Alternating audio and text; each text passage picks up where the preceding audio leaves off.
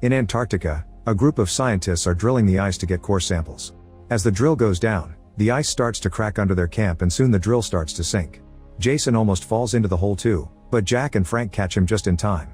Then Jack risks jumping over the crack to retrieve the samples, and when he jumps back, the ice breaks under his feet and he falls. Thankfully he manages to use an axe to hold on and his friends bring him back up to watch how the entire ice shelf is breaking. Sometime later, Jack attends the UN conference on global warming in New Delhi to tell all the world leaders that the Earth will go through a new ice age, which will freeze everything on the planet.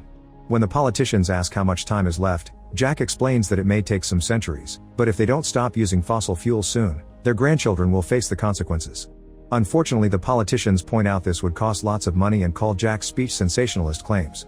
Outside the building, people are protesting against climate change and a reporter comments on the snow, which never happened in this area before and is sending the city into chaos.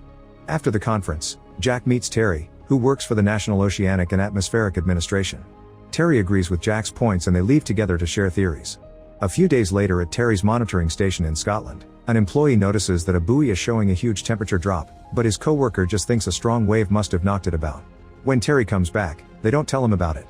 In Japan, it seems to be a normal rainy day when suddenly, huge hailstones start falling from the sky, destroying vehicles and buildings and even killing a few people. In the USA, reports about Hurricane Noelani have taken weather experts by surprise. This is the strongest hurricane ever recorded and is killing hundreds of people. At the International Space Station, the astronauts are shocked to notice unusual gigantic storms forming in the Earth's sky. Meanwhile, Jack's son Sam is flying to New York with his friend Brian and his crush Laura. Sam is afraid of flying and he only gets even more nervous when the plane enters the huge storm, which causes it to shake. Suddenly the pilot announces they'll go through some turbulence, so everyone fastens their seatbelts and holds tight as the shaking gets worse and bags begin falling all over the corridor. Thankfully it doesn't last long and Sam realizes he's holding Laura's hand, so he has to let go. When they make it to New York, they're surprised to see a large group of birds flying west, almost as if they were escaping from something. In fact, animals in farms and zoos are also behaving strangely, as if they were afraid. Sam and his friends go to the competition and do quite well, but Sam can't help noticing that a boy from another school called JD keeps on flirting with Laura. Later in the monitoring station, Terry finally notices the buoy registering the drop in ocean temperature. The employee tells him what he saw the other day, but they soon discover multiple buoys are sending the same report, meaning it's not a malfunction. Terry decides to call Jack and tell him his theory is occurring at a great speed, which hasn't happened since the last ice age 10,000 years ago. The only forecast model capable of plotting this scenario is Jack's. While newscasts inform that Hurricane Noelani is getting worse and the Coast Guard closed the beaches, a technician in a weather monitoring center in California is getting busy with his girlfriend instead of working. She suddenly hears a noise and gets scared, but it turns out to be the janitor.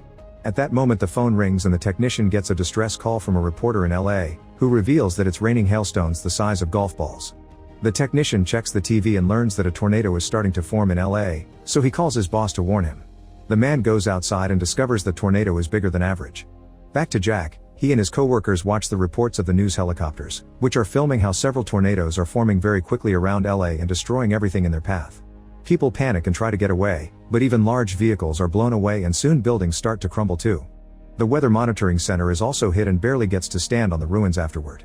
Soon the president orders the suspension of all air traffic, but 2 planes don't get back in time and crash in the Midwest.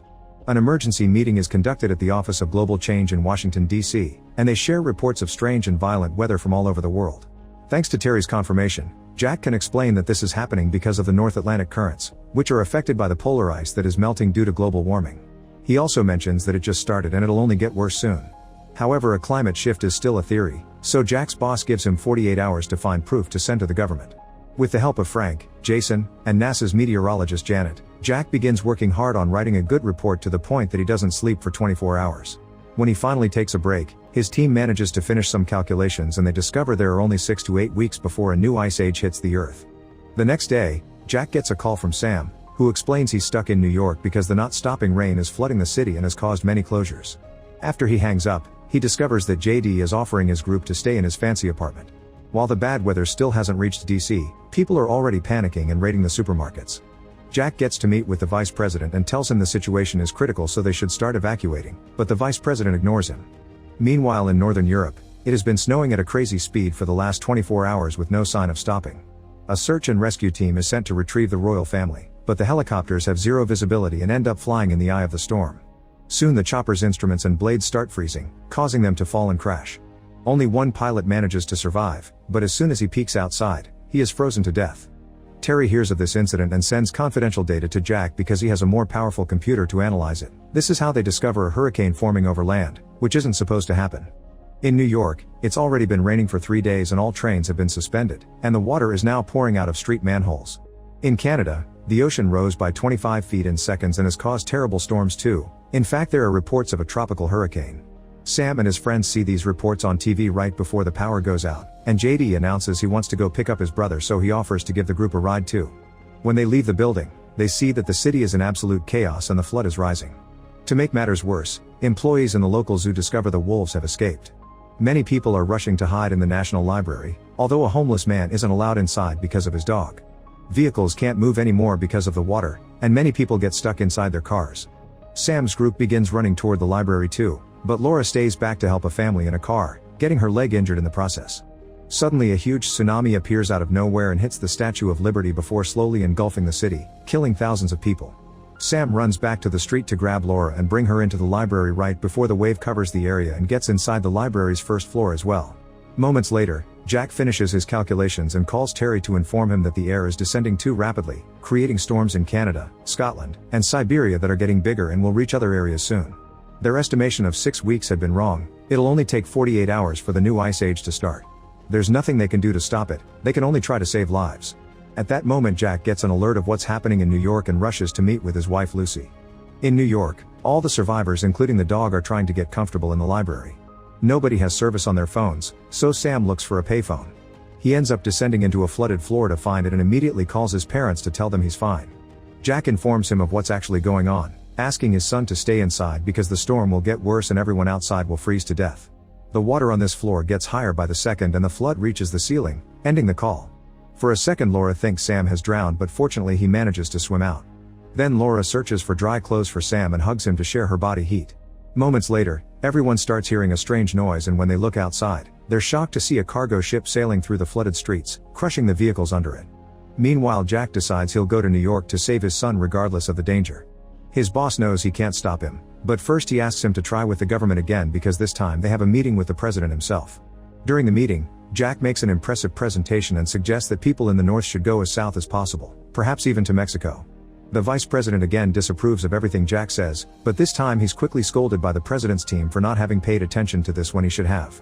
To make the plan easier, Jack writes a line on the USA map of all the people that can still be evacuated and explains that sadly it's too late for those far away because anyone entering that area will freeze. After Jack leaves, the vice president tries to protest against evacuation again, but the president ignores him and approves Jack's plan. Back in Terry's station, the building loses power and the team decides to drink because they don't think they'll be rescued. In New York, the library is out of power too. The homeless man notices the flood has frozen and people are using the chance to walk on the ice to head south, so the survivors in the library start getting ready to do the same. Sam tries to stop them by informing them of what Jack said, but most people ignore him and they leave anyway. Only a small group stays behind, and because the temperature is falling so fast, they have no choice but to start burning books to warm the place up. They also break the vending machines to get access to some food and use the carpets as blankets. Outside the city, people are suffering from the cold and regret having left the library. Some of them are starting to die as well. In the meantime, Mexico closes its borders because it can't handle any more American refugees. All the roads are stuck in a traffic jam, so the people start crossing the river to reach Mexico as illegal immigrants. A few hours later, the traffic finally starts moving again because the American president has reached a deal. He'll forgive all Latin American debt in exchange for opening the borders. In a hospital in DC, Lucy is reading to one of her patients when she gets some bad news. People panicked and escaped, so there are no ambulances left. A coworker says there's a policeman with a snowplow that can help, but the patient can't be moved in anything but an ambulance. Lucy tells her coworker to leave while she stays with the child to wait for proper help. Back to Jack, he's surprised to get help from Frank and Jason to go rescue Sam. Using the science equipment made for Antarctica, they cross the frozen lands in their truck, but eventually the vehicle hits a roadblock. Now they have no choice but to continue on foot using the snowshoes and staying connected with a rope. They manage to walk consistently for a few hours, but they don't know what they're stepping on because of the snow, and at one point they walk on top of a building. The glass breaks and Frank immediately falls in, dragging the others down with him. Jack manages to stop the fall with his axe again, but the glass under him is starting to crack as well. First Frank cuts the end of the rope to release their main supplies bag, but this isn't enough, so Frank cuts his rope as well. His friends yell for him as Frank falls to his death. Afterward, Jack and Jason put up a tent to spend the night.